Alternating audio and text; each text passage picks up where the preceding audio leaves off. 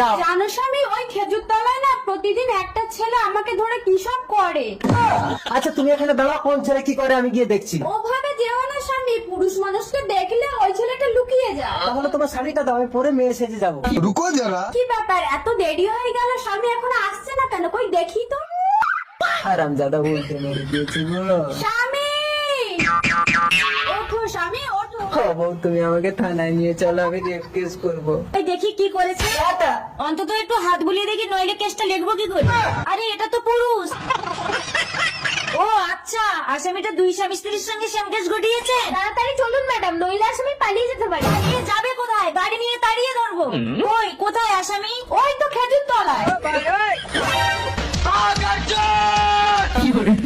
একদম পালানোর চেষ্টা করবি না আসামি, নইলে কিন্তু গুলি করবো। এই হ্যান্ডস আপ। পুরুষ মানুষকে রেপ করিস? এই কই রে তোর মাল কই? আরে আমার হ্যান্ডেল ভাঙা, একটা হ্যান্ডিক্যাপ, কিন্তু ওদিক থেকে পুরো খাপা খাপ।